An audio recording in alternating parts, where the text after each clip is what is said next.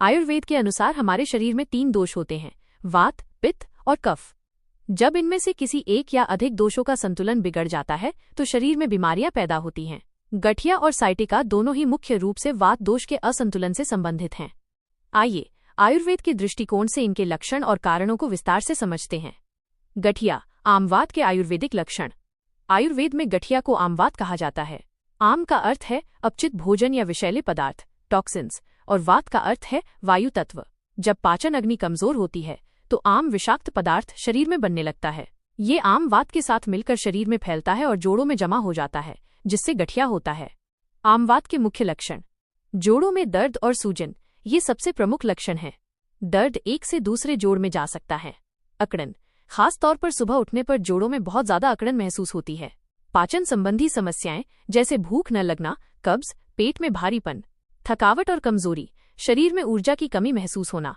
ज्वर, बुखार, आमवात की शुरुआत में हल्का बुखार भी हो सकता है।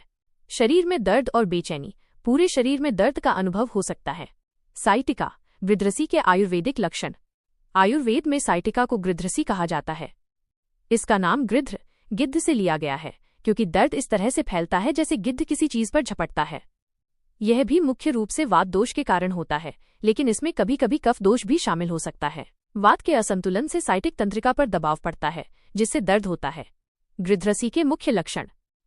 पीठ के निचले हिस्से से पैर तक दर्द।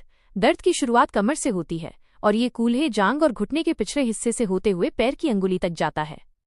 झनझनाहट और सुन्नता, प्रभावित पैर में सुई चुभने जैसा अनुभव या सुन्नता महसूस होना।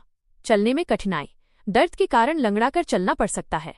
अकड़न, प्रभावित पैर की मांसपेशियों में अकड़न महसूस होना। वात प्रधान लक्षण जैसे सूखापन, ठंड लगना, कब्ज और पेट में गैस बनना। दर्द का बढ़ना, खांसने, छींकने या हंसने पर दर्द और बढ़ सकता है। आयुर्वेद के अनुसार मुख्य अंतर। गठिया में दर्द और सूजन मुख्य रूप से जोड़ों में होती है और ये आम विषाक्त पदार्थों के संचय से जुड़ा है। साइटिका में दर्द और अकड़न मुख्य रूप से तंत्रिका, नर्व के मार्ग में होती है और ये वात के कारण तंत्रिका पर पड़ने वाले दबाव से संबंधित है।